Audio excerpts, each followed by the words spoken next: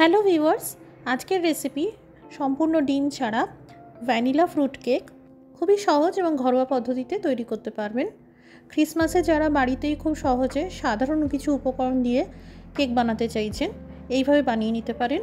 ফ্রিজের বাইরে 4-5 দিন আরামসে এই কেক রাখা যাবে, ভালো থাকবে। নমস্কার, আমি মৌ, আপনারা দেখছেন মৌয়ের সাথে রান্নাবান্না। রেসিপিটি ভালো লাগলে লাইক দিয়ে শেয়ার করে দেবেন।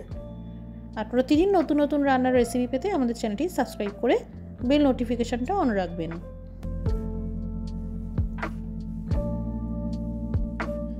মিক্সিং বলে প্রথমে 1 টেবিল চামচ তেল দিয়ে দিলাম। আপনারা বাটার দিতে পারেন। এখানে আমি রিফাইন্ড অয়েলের ব্যবহার করেছি। যেহেতু 500 গ্রাম ওজনের ময়দার কেক বানাবো, তাই চিনির গুঁড়ো নিয়েছি 2 কাপ, পরিমাণে 200 গ্রাম হবে। যারা আরও মিষ্টি করতে চাইছেন চিনির পরিমাণ বাড়াতে পারেন। প্রথমে ভালো করে মিশিয়ে নেব। অবশ্যই এখানে চিনি গুঁড়ো করে মেশাবেন। এখানে 2 কাপ ময়দা অর্থাৎ 500 গ্রাম ময়দা দিয়ে দিলাম। আমি আগে থেকেই এই ময়দা চেলে রেখেছিলাম। এবার অল্প করে দুধ দিয়ে দিয়ে মেশাতে থাকবো। এখানে আমি রুম টেম্পারেচারে রাখা দুধের ব্যবহার করেছি। দুধের পরিমাণ কিছু নির্দিষ্ট নেই, কেকের ব্যাটার তৈরি করতে যতটা প্রয়োজন সেই বুঝে দুধ নেবেন। এইরকম একটা কনসিস্টেন্সি থাকতে হবে। এখানে টোটাল 4 কাপ দুধ আর 2 কাপ জল খরচ হলো। দিয়ে দিলাম ভ্যানিলা এসেন্স, খুবই সামান্য পরিমাণে। এখানে আপনারা পছন্দ মতো অন্য যে কোনো ফ্লেভার দিতে পারেন। ইলেকট্রিক বিটারের সাহায্যে ভালো করে ফেটিয়ে নিলাম। আপনারা হ্যান্ড বিটার দিয়েও ফেটিয়ে নিতে পারেন।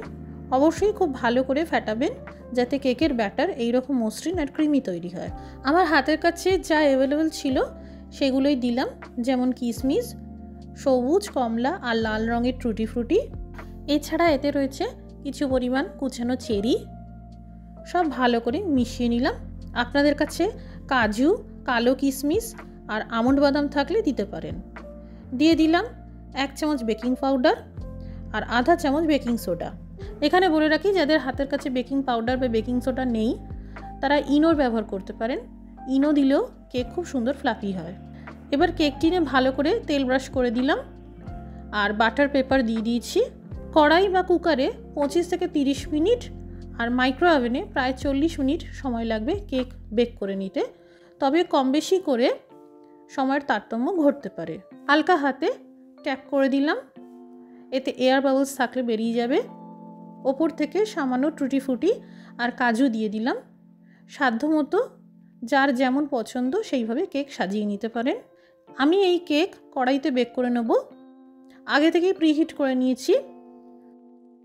যারা মাইক্রো ওভেনে করতে চাইছেন 180 ডিগ্রি সেলসিয়াসে 2 মিনিটের জন্য প্রিহিট করে নেবেন। এবার স্ট্যান্ডের উপর এই কেক টিন বসিয়ে দিলাম। গ্যাসের ফ্লেমটা প্রথমে 5 মিনিটের জন্য হাই ফ্লেমে রাখতে হবে, তারপর লো ফ্লেম করে দিতে হবে। মোটামুটি 30 মিনিট কেটে গেছে। একবার দেখে নেওয়া যাক কেক ভিতর থেকেও সম্পূর্ণ বেক হয়েছে কিনা। এইভাবে একটা কাঠি ঢুকিয়ে চেক করে নিতে পারেন। কাঠি একদম পরিষ্কার, কোনো ব্যাটার লেগে নেই, সুতরাং ভিতর থেকেও কেক বেক হয়ে গেছে। খুব সাবধানে বের করে নিলাম, যেহেতু কড়াই আর কেক টিন দুটোই গরম আছে। এবার সম্পূর্ণ ঠান্ডা করে নেব। এখানে কেক টিন ঠান্ডা হয়ে গেছে। যেহেতু বাটার পেপার দিয়েছিলাম তাই কেক বের করতে কোনো অসুবিধা হবে না। এবার কেক মোল্ড থেকে বের করে নিলাম। বাটার পেপার দিয়েছিলাম তাই খুব সহজেই কেক বেরিয়ে এলো। এবার পিছনের এই বাটার পেপারটা তুলে ফেলে দিতে হবে। এই দেখুন, কেক ফ্লাফি হয়েছে আর জালিদার হয়েছে। ডিম ছাড়া সম্পূর্ণ নিরামিষ পদ্ধতিতে এইভাবে ভ্যানিলা ফ্রুট কেক বানিয়ে নিতে পারেন। কেক কেটে দেখাচ্ছি কেমন তৈরি হলো। এই দেখুন, একদম ভিতর পর্যন্ত খুব সুন্দরভাবে বেক হয়েছে আর ড্রাই ফ্রুটসগুলোও সমানভাবে স্প্রেড হয়েছে। তৈরি হয়ে গেল ঘরে থাকা কিছু সাধারণ উপকরণ দিয়েই দোকানের মতন ভ্যানিলা ফ্রুট কেক। ক্রিসমাসে বাড়িতে খুবই সহজে এইভাবে এই কেকটি বানাতে পারেন। আজকের রেসিপিটি দেখার জন্য অসংখ্য ধন্যবাদ। সবাই ভালো থাকুন, সুস্থ থাকুন আর সকলকে বড়দিনের অনেক অনেক শুভেচ্ছা।